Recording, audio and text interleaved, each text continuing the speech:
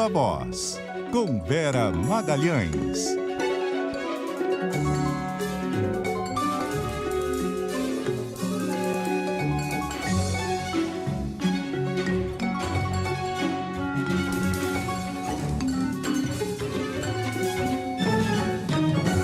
Viva Voz, Vera Magalhães, tudo bem? Boa noite.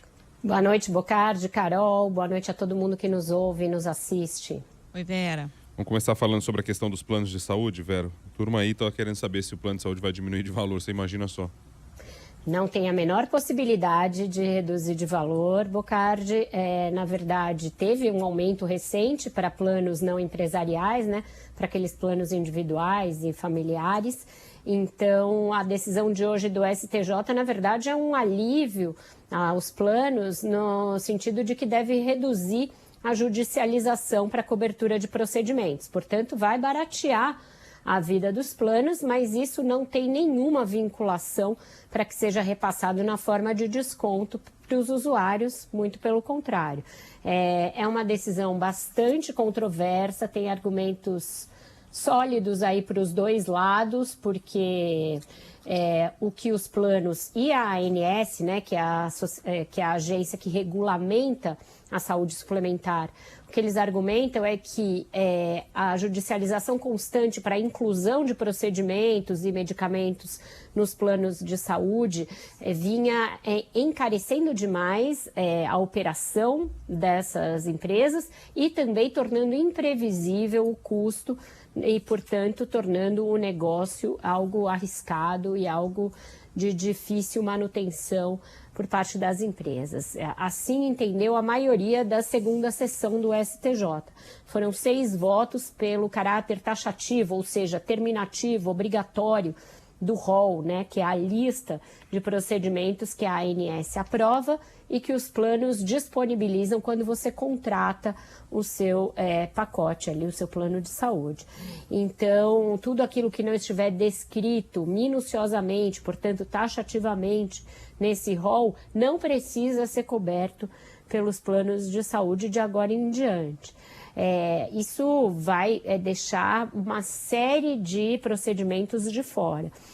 Os que mais têm se contraposto a esse rol taxativo são os familiares de pessoas portadoras de deficiência, porque aquelas terapias para essas pessoas deixam de ser cobertas pelo rol, e também os pacientes oncológicos, porque é uma área em que os tratamentos se renovam a todo momento, inclusive ozonioterapia, imunoterapia, etc., terapias que não estão descritas no rol da ANS e que agora deixarão de ser cobertas. O ministro que tinha pedido vista desse processo quando ele teve seu julgamento suspenso pelo STJ, o ministro Vilas Boas Cueva, tentou ali dar uma matizada no voto que vinha do relator e que era pela taxatividade do rol, incluindo um item, o último item de 4, que diz ali que se não houver um procedimento equivalente àquele que o paciente precisa, se não houver no rol um procedimento equivalente aprovado pela Anvisa, ele pode sim pleitear a inclusão daquele procedimento no seu plano. Ou seja, a judicialização vai continuar. Pois é, o que resta aí para os usuários, né, que não tem o lobby, não tem os advogados dos planos de saúde, devem recorrer ao Supremo? O que vai acontecer agora? Antes disso, Vera, só me permite que tem a ver com o começo, que pela lógica seria o quê, né? Se você... Porque isso tudo, queira ou não, está embutido no custo do plano de saúde. E é muitas vezes um argumento para justificar qualquer elevação de valor. Então, à medida em que você tira isso, é óbvio que o raciocínio lógico é de uma redução de preço. Agora não. Vamos então ganhar mais aqui, porque já que a gente vai ter que se comprometer com isso, ou seja, é prejuízo nu e cru para o contratante do plano de saúde, para quem precisa da saúde, que já não consegue ter o atendimento público funcionando como deveria, como prevê a Constituição. E a nossa Constituição ela chega ao ponto de cometer esse absurdo, depois de dizer que se no caso da insuficiência, não lembro o texto exato, mas se no caso da insuficiência de provimento de atendimento médico, de saúde pelo governo, aí você tem a possibilidade sim de criar planos e tal, ou seja, já contempla a criação do plano e entra nessa discussão que a gente está vendo aqui. Quer dizer, é o sub do sub do sub do sub e a população que se vira.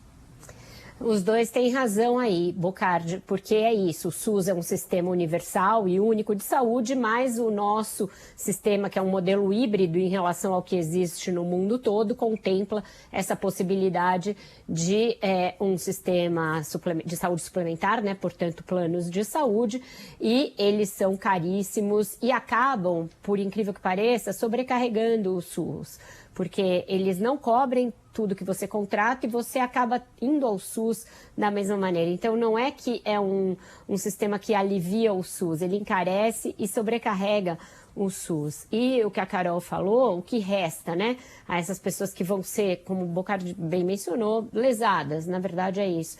Elas vão recorrer, as associações de usuários de plano de saúde vão recorrer ao Supremo Tribunal Federal, alegando esses prejuízos e alegando que isso fere o direito constitucional à saúde, à vida, etc. Por quê? Porque a campanha que tem sido feita por esses usuários é que esse rol taxativo, no limite, mata. Essa foi uma campanha à qual aderiram vários artistas, vários ativistas, muitas associações de consumidores, de usuários de plano de saúde, de que o rol taxativo mata. Ou seja, que você negar uma terapia a alguém que muitas vezes só tem essa terapia, só tem esse tratamento, só tem esse medicamento, no limite você vai levar essa pessoa à morte, uma pessoa que paga por um plano de saúde. Então, isso vai chegar no Supremo, certamente. Deverá demorar a ser julgado pelo Supremo. O Supremo já está com as mãos muito cheias, a gente tem falado do Supremo quase todos os dias aqui.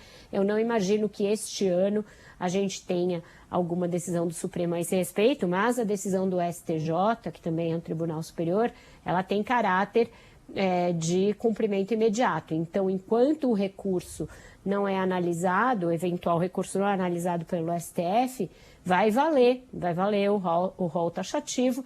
Entre essas exceções que eles colocaram no voto divergente de hoje do ministro Vilas Boas, está essa de que, em caso de não oferecimento daquele tratamento, de um equivalente, tem de sim fornecer o tratamento, e também a possibilidade de uma negociação de preços para a inclusão de mais coisas no rol. Agora que ele é taxativo, o usuário e a operadora podem fazer uma negociação para ver, olha, aquele tratamento que eu faço não está incluído, quanto eu teria de pagar a mais para incluir o meu tratamento? Então, Bocardi, na verdade, é capaz de encarecer em vez de baratear. Ô Vera, vamos falar do dia de fúria do presidente Bolsonaro ontem, irritadíssimo com a decisão do Supremo de manter a cassação do deputado Fernando Francischini? Pois é, totalmente destemperado, Carol. Ele usou uma solenidade que era para falar de fraternidade, de família, era uma coisa ali supostamente do bem. Não falou do tema da solenidade e só se ocupou de falar mal dos ministros do Supremo, colocou até os marcianos no meio da conversa, dizendo que se alguém matar um marciano, ele, Bolsonaro, não pode dar voz de prisão para a pessoa, uma coisa absolutamente nonsense, sem lógica, sem sentido, que mostra o grau de desespero do presidente. Por quê? Porque essa decisão de não permitir que se avoque fake news em relação ao processo eleitoral eletrônico atinge Bolsonaro diretamente. Ele, aliás, foi explícito nesse sentido. Ele falou que o que o Francischini disse e que levou à sua condenação com a inelegibilidade, a cassação do mandato, é o que ele diz todos os dias. Então, ele mesmo, no ataque de fúria, reconheceu que a carapuça lhe serve, vestiu a carapuça e passou a desferir ataques violentos ao Supremo, à imprensa, os culpados de sempre, e a dizer, e aí é a coisa mais grave, porque vai além do destempero, é uma coisa grave, ele falou que ele não cumpre mais decisão do STF, que no tempo dele decisão judicial se cumpria e hoje em dia não mais. E essa foi a hora que ele mais berrou, não mais, aos gritos. Então, a gente tem aí um presidente que anuncia que não pretende cumprir decisão judicial. Outra coisa grave desse discurso de ontem foi quando ele colocou as Forças Armadas nessa confusão de novo, dizendo: eu sou o chefe das Forças Armadas e nós não vamos assistir passivos a isso tudo que está acontecendo. Ou seja, não está acontecendo nada a rigor. As instituições estão cumprindo cada um o seu papel, mas o presidente vê fraude em curso para lhe tirar a reeleição. Ele não vê, ele diz que vê para justificar as suas ações antidemocráticas. Então está tudo anunciado, né? O que ele pretende fazer é alguém que não esconde as suas intenções, não esconde mais o seu propósito de usar as Forças Armadas do país para fins não republicanos, não institucionais. E agora, de agora em diante, cada um tem que pegar e decidir o que vai fazer com o seu papel. Seu papel institucional. O presidente do Senado e do Congresso Nacional, Rodrigo Pacheco, já deu mostras de que não vai se alinhar desse lado, que vai ficar do outro lado e vai defender a democracia. Mesma coisa em relação ao TSE e ao STF. Mas tem algumas instituições cujos chefes estão tendo uma postura dúbia, para dizer o mínimo. O presidente da Câmara, Arthur Lira, nunca fala nada quando o presidente faz essas ameaças. O ministro da Defesa, o alto comando das Forças Armadas, tem deixado que pese sobre as Forças Armadas essa pecha de que vai aderir, eventualmente, se o Bolsonaro resolver fazer um tumulto qualquer. E, da mesma maneira, o Procurador-Geral da República, doutor Augusto Aras, tem dado uma no cravo, uma na ferradura, em constantes decisões que têm a ver com esse questionamento das urnas. Por exemplo, ele foi a favor da manutenção da cassação do Fernando Franceschini, mas foi contra o apontamento feito pela Polícia Federal de que o presidente deveria ser processado naquela vez em que ele vazou dados sigilosos de um inquérito para proferir fake news sobre o sistema eleitoral. Então, o Aras também tem uma postura bastante ambígua em relação a esses ataques cada vez mais constantes e cada vez mais em alto tom do presidente da República. Daqui até a eleição ele vai ficar falando, só que da eleição até a posse ele pode tentar agir.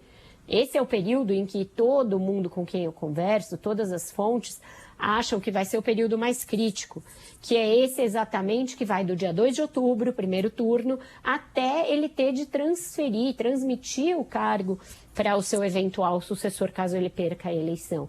É nesse momento que essas instituições vão ter que fazer uma coreografia, um plano de contingência. Como elas vão proteger os prédios públicos? Como elas vão proteger as outras autoridades? Como vão proteger os adversários do presidente da República? Ninguém acredita que a gente vai ter um golpe com tanque na rua, nada disso, porque não estão dadas as condições, inclusive mundiais, para isso. Mas todo mundo acha que a gente... Também, né? Exato, não tem. Vamos não lembrar tem do Fumacê, né? Oi? Desculpa te interromper, mas a gente não pode esquecer do Fumacê, né? Do Fumacê de Brasília no desfile. Então, na hora que você... Ah, sim. Não, isso tudo que vai ter tumulto, vai ter, Bocardi. Eles vão tentar invadir o Congresso, quebrar a vidraça. E aí, o que eu ouvi, e aí é muito grave que a gente ouça isso, eu ouvi de várias pessoas, ouvi de ministros do Supremo, ouvi de candidatos, olha, pode morrer gente. Gente, não é normal que a gente considere, olha, não vai ter um golpe, mas pode morrer gente. Que é o que aconteceu no Capitólio, morreram 5 pessoas. Então, a gente tem um precedente muito recente de um ídolo do presidente, que é o Donald Trump, a nos abrir os olhos para que nós precisamos estar preparados para nos defender de um agito com características golpistas, mesmo que não venha a acontecer um golpe de Estado.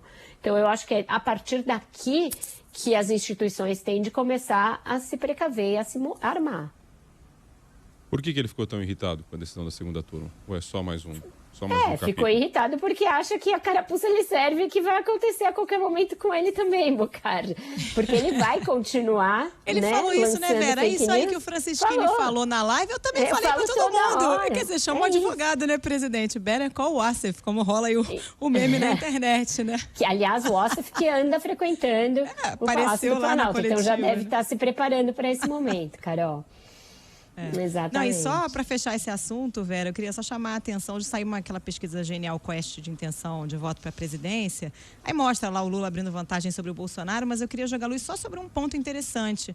Eles perguntaram se esse ataque, né, do Bolsonaro às urnas, ao questionar as urnas, suas chances de votarem em Bolsonaro, 13% disseram que aumentam, 55% não afetam, mas 28% das pessoas dizem que diminuem quando o presidente ataca as urnas. Então, é um contrassenso completo, né? Até para ele próprio, né? Mas é também, por outro lado, perturbador que tenha 15% dos eleitores que digam que isso daí os faz ter mais vontade de votar. A 13?